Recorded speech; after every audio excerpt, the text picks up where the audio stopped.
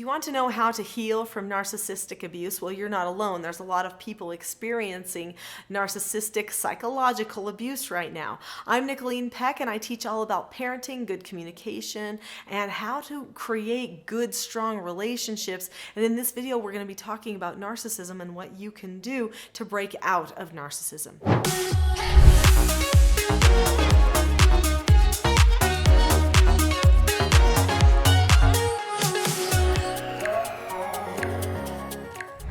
In this video, we're going to talk about what narcissism can do to a person, and then we're going to talk about steps that you can take to break out or heal from a narcissistic relationship. In recent years, I've had more people talk to me about narcissism than ever before. I remember one time a woman said to me, this was honestly probably like 15 years ago, a woman sent me an email and she's like, Nicholeen, I really want to do this teaching self-government stuff. I really would love to do it with my son because I can see that this stuff is valuable. It's good. I love what I'm learning, but how do I do it with a 40-year-old son who's a narcissist? He's a diagnosed narcissist. And I was like, whoa. You know, that's actually quite a thing for her to try to do self-government principles with a diagnosed narcissist who's an adult, because he would not see things the same way, right, as her, and that would be a pretty hard sell. Anyway, I had some communication with her back and forth, and we tried to come up with a plan for her for how she could live according to the teaching self-government principles and hopefully help her son. But in the middle of this, she also had to maintain the right type of boundaries to keep herself safe. That was the part of healing that was probably the hardest for her to do, because she wanted to help him, she loved him, but she also knew she needed to keep herself safe in the meantime. We're going to talk about what to do and some of the advice that I gave her, but before we do that, I definitely want to talk about what narcissism does do to a person. So when you are the victim of psychological abuse, which can be called narcissism or sociopath or psychopathic behavior, when you are the victim of that type of narcissistic behavior, you really end up confused a lot of the time. At one moment, the person seems like the best thing there ever was. They love you, they welcome you in, they're connecting with you, sometimes overly connecting with you. They seem so amazing, everyone likes them, and then all of a sudden they turn on you. They tell you awful things, they beat you up, they tear you down, they do things on purpose just to hurt you, and then boom, they're happy and wonderful again. So they use you as this kind of a whipping post or something, where it's like every once in a while they just attack you, and then all of a sudden it's like nothing ever happened. It's so confusing because you start trying really hard to please the person, and then you think you're having success because they go back to nice.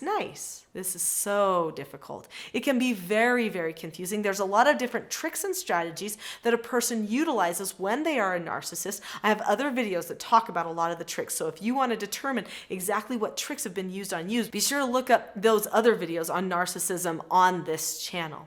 But one of the biggest things is confusion, and they're able to pull the wool over a lot of other people's eyes. So many people don't see it. The victim of the narcissism can oftentimes be seen as crazy. In fact, usually the narcissist and the victim are calling each other the narcissist, and it can be very difficult to figure out who the narcissist really is. One of them is. Sometimes both of them are. One of them is, but the other one is just the victim now of being called names, right? This type of thing happens all the time.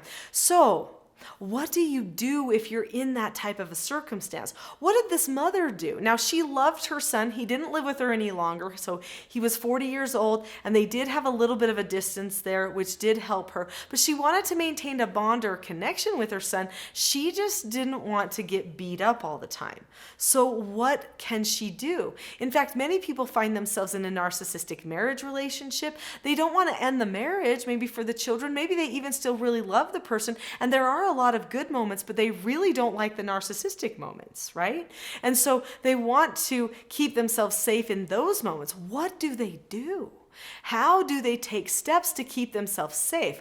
Well, let's talk about that. Before we talk about the exact steps that you can take to keep yourself safe and to start healing from psychological abuse called narcissism, click the subscribe button now. There are so many great videos on this channel that are meant for healing. They're meant to help your family and your relationships. They're meant to help you self-govern you. So click the subscribe button now. Sometimes you don't know what you don't know, but the videos on this channel truly can be life-changing and give you the power you need to break out of this bad cycle that you might find yourself in. One of the most important things that I can tell you is that healing is possible, because healing comes from inside you. So that's the most important thing that you need to know, okay? And if I were you, I would definitely take spiritual measures to have some healing too. So I am a religious person. I follow Jesus Christ, and so for me, utilizing his suffering, his atoning sacrifice for me would be huge. That would be a big part of my healing. Sometimes you've got to give it up to God, give it up to Christ again and again so that you don't have to carry the burden. So start there. Start by giving it up if you know that it's already happening. But if you don't know it's already happening, let's start with what you can do to make sure. Step number 1 is to identify the psychological abuse. So you're going to want to watch other videos about narcissism, maybe even read the book called Healing from Hidden Abuse, which has a ton of content in it about narcissism. So that could be a great place to start as well. And as you start doing some learning, hopefully you can identify the narcissistic behavior that's being done to you. Maybe you'll even identify some of your own narcissistic behavior, because if you've been hanging around with a narcissist, guess what happens? You get trained to be a narcissist too. That's how narcissists are born.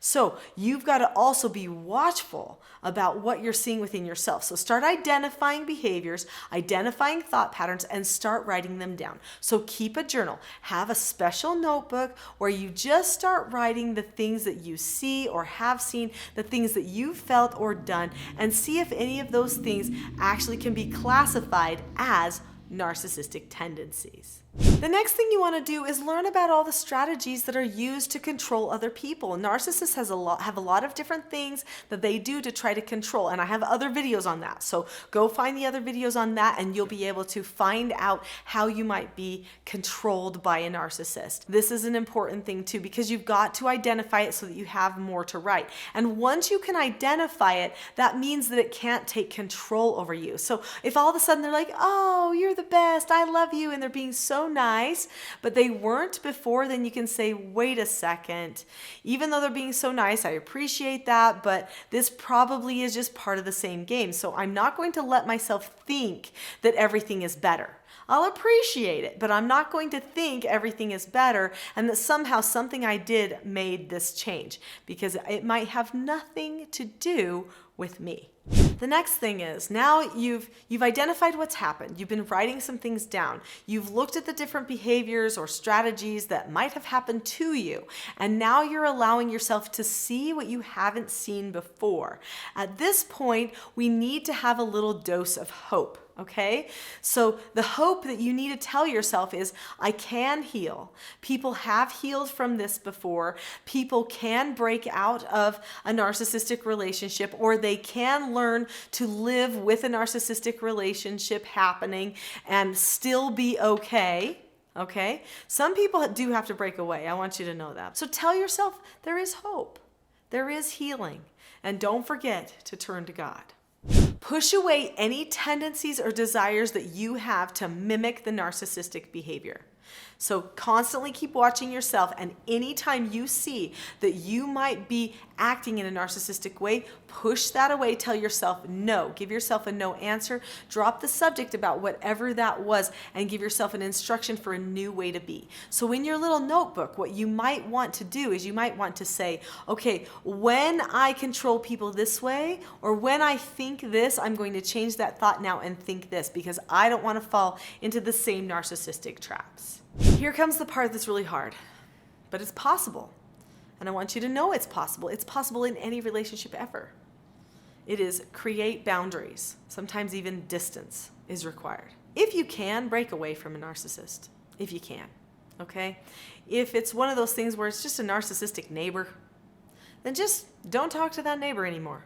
But if you're living in the same house and you're part of the same family and you want family bonds with that narcissist, then instead you've got to create boundaries. You've got to tell yourself, I will talk about that kind of thing, I won't talk about that type of thing. Or you need to say to yourself, when that person tries to tell me something that it was my fault, you need to say, I won't hear that. You know what, if that's how you feel, that's fine, but I'm not going to be hearing that right now. That is a boundary line that I'm not going to allow you to cross. You don't get to control me and tell me what I need to do and not do. Or you don't get to tear me down right now. I'm sorry. You just put up the boundary and tell them that's where it is. And you might have to pre-teach the boundary ahead of time. Say, we've had a problem with you trying to tell me what to do or you tearing me down in this way. We're not going to have that problem anymore, because I'm not going to listen to that anymore. So when you start tearing me down, I'm going to tell you that's not appropriate communication and I'm not going to heed that. So you just need to stop. And you'll just have to tell them that that's where your boundary line is. They may be real mad about it. Don't worry, they're a narcissist. They're going to try a new tactic to see if they can suck you in. They're going to tell you you are unreasonable. They might even go tell other people how awful you are, that you're pushing them away. They're going to try all kinds of stuff, but you have to have the boundary. You stand on it, be firm, don't get emotionally connected to anything else. Just drop the subject if any emotion comes into your heart or mind, because you must keep those boundaries safe so that that person is protected from harming you too. Finally, make plans to normalize life. What is a normal life? Do you even know anymore? Sometimes people who have been in a narcissistic relationship forget what normal is, which is why they stay in the relationship for a really long time. But you've got to make a normal life. If you've been psychologically abused at work, then maybe you get a new job or you transfer or you move to a new department, something like that. But you fix the situation at work. If you've had narcissistic relationships at home, then you talk to somebody about what home life should be like. You might even need a mentor, somebody to ask, what is normal life at home? What should a happy home feel like? How many fights are too many fights? How many mean words are too many mean words? You know, have these conversations and write down your picture, your view of what a normal life is. Now that doesn't mean you'll get to control it, and you've got to be careful about that, or you'll turn into the next micromanager at the very least, if not kind of go narcissistic yourself. So what you have to do is you have to say, okay, this is the normal I'm going for, and I'm going to start to make deliberate plans to change the things in my life so that I can achieve this version of normal, so that I can know my life is getting back to normal. It's going to be hard. Change is hard. Sometimes you'll have a hard time giving up the abuse because it's been happening so long it seems like normal. So get some help, have someone to talk to about what is normal and what is not normal, and then start following through deliberately on your normal plan. Now let me tell you something that people can do and that might help you. People who are psychologically and emotionally healthy can get calm if they want to. This could be a skill that could really benefit you as you are trying to heal, and I would love to help you learn it. So I have a calm parenting toolkit that I would like to give you for free. So there is a link in the video description of this video that says teachselfgov.com/toolkit. Click on the link to that Calm Parenting Toolkit now, and you will get the help that you need in order to be calm when somebody else is starting to lose control to try to control you. You need those tools, and they will be the first best start for learning self-government for all the years to come. So click on the link now, and I'll see you there.